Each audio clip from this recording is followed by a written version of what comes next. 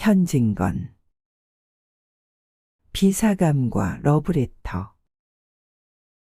시어학교에서 교원 겸 기숙사 사감 노릇을 하는 비여사라면 딱장되어 독신주의자여 찰진 야소군으로 유명하다. 40에 가까운 노처녀인 그는 죽은 깨투성의 얼굴이 처녀다운 맛이란 약에 쓰려도 찾을 수 없을 뿐인가. 시들고 거칠고 마르고 누렇게 뜬 품이 곰팡스른 굴비를 생각나게 한다. 여러 겹주름이 잡힌 헐렁 벗겨진 이마라든지 수치 적어서 법대로 쪽지거나 틀어올리지를 못하고 엉성하게 그냥 빗어넘긴 머릿꼬리가 뒤통수에 염소 똥만하게 붙은 것이라든지 벌써 늙어가는 자취를 감출 길이 없었다. 뾰족한 입을 앙다물고 돋보기 너머로 쌀쌀한 눈이 노릴 때엔 기숙생들이 오싹하고 몸서리를 치리만큼 그는 엄격하고 매서웠다. 이 비여사가 직업을 하다시피 싫어하고 미워하는 것은 소위 러브레터였다. 여학교 기숙사라면 의뢰이 그런 편지가 많이 오는 것이지만 학교로도 유명하고 또 아름다운 여학생이 많은 탓인지 모르되 하루에도 몇 장씩 죽느니 사느니 하는 사랑 타령이 날아들어왔었다. 기숙생에게 오는 사신을 일일이 검토하는 터이니까 그따위 편지도 물론 비여사의 손에 떨어진다. 달짝지근한 사연을 보는 족족 그는 더할 수 없이 흥분되어서 얼굴이 불그락부르락 편지 든 손이 발발 떨리도록 성을 낸다. 아무 까닭 없이 그런 편지를 받은 학생이야말로 큰 재변이었다. 하악하기가 무섭게 그 학생은 사감실로 불리어 간다. 분해서 못 견디겠다는 사람 모양으로 새근새근하며 방안을 왔다 갔다 하던 그는 들어오는 학생을 잡아먹을 듯이 노리면서 한 걸음 두 걸음 코가 맞닿을 만큼 바싹 다가들어서서 딱 마주선다. 웬 영문인지 알지 못하면서도 선생의 기색을 살피고 겁부터 집어먹은 학생은 한동안 어쩔 줄 모르다가 간신히 모기만한 소리로 저를 부르셨어요? 하고 묻는다. 그래 불렀다. 왜?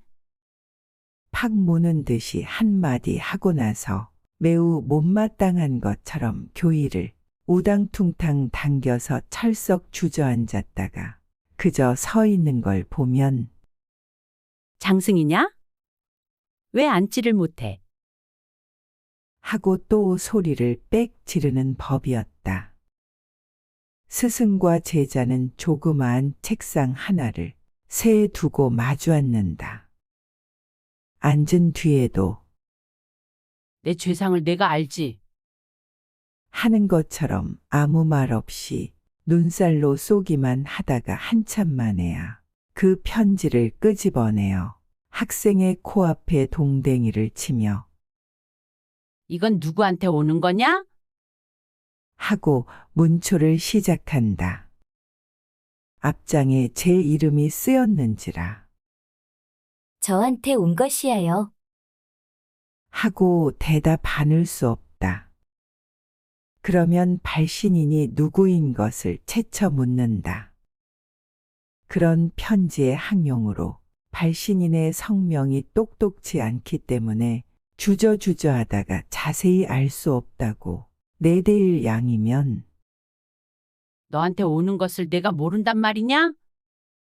고 불호령을 내린 뒤에 또 사연을 읽어보라 하여 무심한 학생이 나직나직하나마 꿀 같은 구절을 입술에 올리면 비여사의 역정은 더욱 심해져서 어느 놈의 소위인 것을 기어이 알려 한다.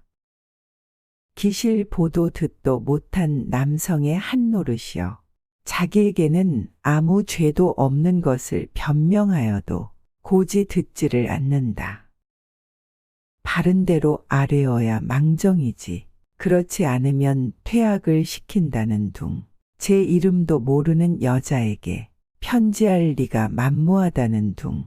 필연 행실이 부정한 일이 있으리라는 둥. 하다못해 어디서 한번 만나기라도 하였을 테니 어찌해서 남자와 접촉을 하게 되었냐는 둥. 자칫 잘못하여 학교에서 주최한 음악회나 바자에서 혹 보았는지 모른다고 졸리다 못해 주어댈 것 같으면 사내에 보는 눈이 어떻느냐, 표정이 어떻느냐, 무슨 말을 건네드냐, 미주알 고주알 캐고 파며 얼르고 볶아서 넉넉히 10년 감수는 시킨다. 2시간이 넘도록 문초를 한 끝에는 사내란 믿지 못할 것, 우리 여성을 잡아먹으려는 마귀인 것, 연애가 자유이니 신성이니 하는 것도 모두 악마가 지어낸 소리인 것을 입에 침이 없이 열에 띄어서 한참 설법을 하다가 닦지도 않은 방바닥에 그대로 무릎을 꿇고 기도를 올린다. 눈에 눈물까지 글썽거리면서 말끝마다 하느님 아버지를 찾아서 악마의 유혹에 떨어지려는 어린 양을 구해달라고 뒤삼고 곱삼는 법이었다. 그리고 둘째로 그의 싫어하는 것은 기숙생을 남자가 면회하러 오는 일이었다. 무슨 핑계를 하든지 기어이 못 보게 하고 만다. 친부모, 친동기간이라도 규칙이 어떠니 상학 중이니 무슨 핑계를 하든지 따돌려 보내기가 일수다. 이로 말미암아 학생이 동맹 휴학을 하였고 교장의 서류까지 들었건만 그래도 그 버릇은 고치려 들지 않았다.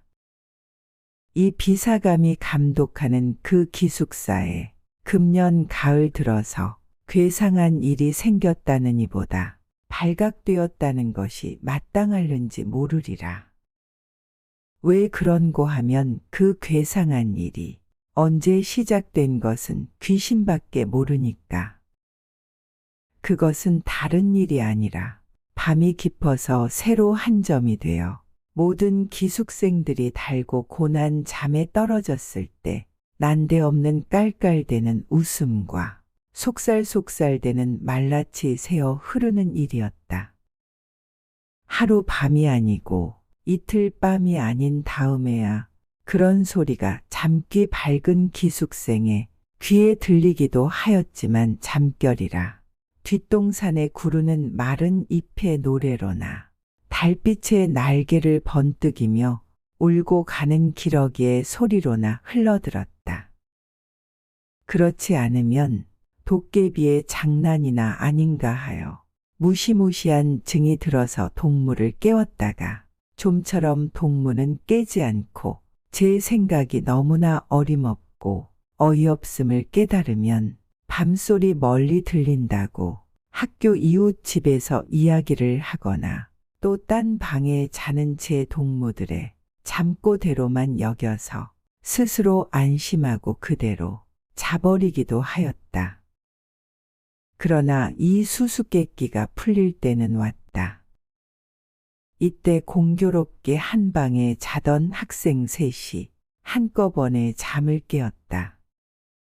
첫째 처녀가 소변을 보러 일어났다가 그 소리를 듣고 둘째 처녀와 셋째 처녀를 깨우고 만 것이다. 저 소리를 들어보아요. 아님 밤중에 저게 무슨 소리야? 하고 첫째 처녀는 호동그레진 눈에 무서워하는 빛을 띄운다. 어젯밤에 나도 저 소리에 놀랬었어. 도깨비가 났단 말인가? 하고 둘째 처녀도 잠오는 눈을 비비며 수상해한다. 그 중에 제일 나이 많을 뿐더러 장난 잘 치고 짓궂은 짓 잘하기로 유명한 셋째 처녀는 동무 말을 못 믿겠다는 듯이 이스키 귀를 기울이다가 나는 수상한 걸. 나는 언젠가 한번 들어본 법도 하구먼. 무얼, 자만이 오는 애들이 이야기를 하는 게지. 이때 그 괴상한 소리는 땡땡울 웃었다. 새 처녀는 귀를 쏘스라쳤다. 적적한 밤 가운데 다른 파동 없는 공기는 그 수상한 말 마디를 곁에서 나는 듯이 또렷또렷이 전해 주었다. 오, 태훈 씨? 그러면 잡기 좋을까요? 간드러진 여자의 목소리다. 경숙 씨가 좋으시다면 내야 얼마나 기쁘겠습니까? 아, 오직 경숙 씨에게 바친 나의 타는 듯한 가슴을 인제야 아셨습니까? 정열에 띈 사내의 목청이 분명하였다. 한동안 침묵. 인제 그만 놓아요. 키스가 너무 길지 않아요? 행여 남이 보면 어떠해요? 아양 떠는 여자 말씨. 길수록 더욱 좋지 않아요. 나는 내 목숨이 끊어질 때까지 키스를 하여도 길다고는 못하겠습니다. 그래도 짧은 것을 하나겠습니다. 사내의 피를 뿜는 듯한 이 말끝은 계집에 자지러진 웃음으로 묻혀버렸다. 그것은 묻지 않아도 사랑에 겨운 남녀의 허물어진 수작이다. 감금이 지독한 이 기숙사에 이런 일이 생길 줄이야. 새 처녀는 얼굴을 마주 보았다. 그들의 얼굴은 놀랍고 무서운 빛이 없지 않았으되 점점 호기심에 번쩍이기 시작하였다. 그들의 머릿속에는 한결같이 로맨틱한 생각이 떠올랐다. 이 안에 있는 여자 애인을 보려고 학교 근처를 뒤돌고 곰돌던 사내 애인이 타는 듯한 가슴을 걷잡다 못하여 밤이 이슥하기를 기다려 담을 뛰어넘었는지 모르리라. 모든 불이 다 꺼지고 오직 밝은 달빛이 은가루처럼 서리인 창문이 소리 없이 열리며 여자 애인이 흰 수건을 흔들어 사내 애인을 부른지도 모르리라. 활동사진에 보는 것처럼 기나긴 피륙을 내리워서 하나는 위에서 당기고 하나는 밑에서 매달려 디룽디룽하면서 올라가는 정경이 있었는지 모르리라. 그래서 두 애인은 만나가지고 저와 같이 사랑에 속삭거림에 잦아졌는지 모르리라. 꿈결 같은 감정이 안개 모양으로 눈부시게 새 처녀의 몸과 마음을 휩싸 돌았다. 그들의 뺨은 후끈후끈 달았다. 괴상한 소리는 또 일어났다. 난 싫어요. 당신 같은 사내는 난 싫어요. 이번에는 매몰스럽게 내어대는 모양. 나의 천사, 나의 하늘, 나의 여왕, 나의 목숨, 나의 사랑, 나를 살려주어요. 나를 구해주어요. 사내의 애를 졸리는 간청. 우리 구경 가볼까? 짓궂은 셋째 처녀는 몸을 일으키며 이런 제의를 하였다.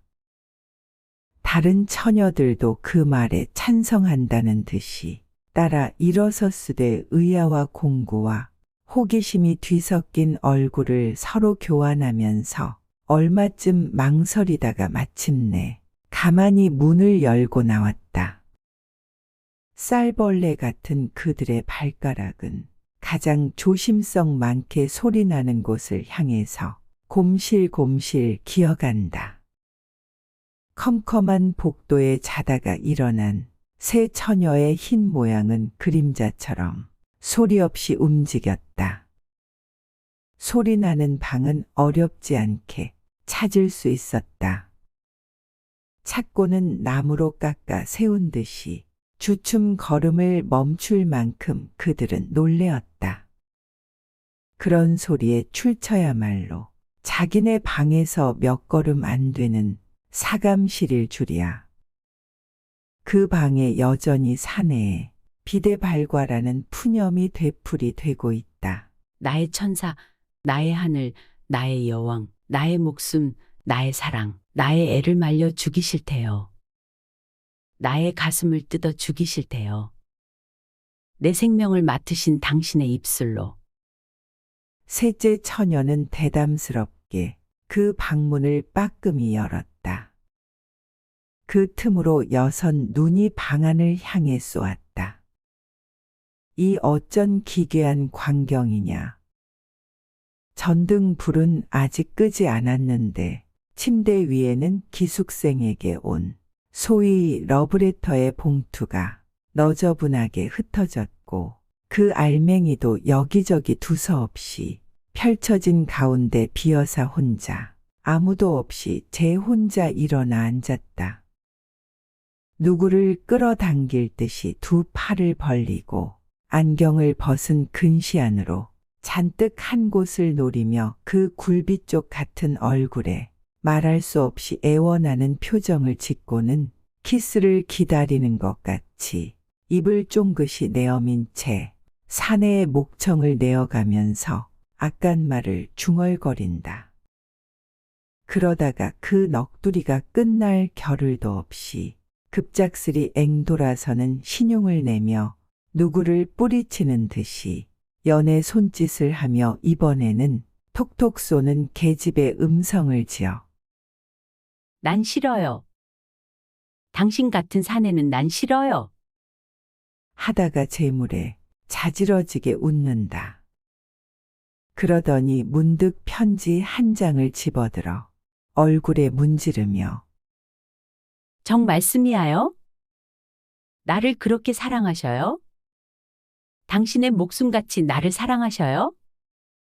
나를 하고 몸을 추스리는데 그 음성은 분명 울음의 가락을 띄었다.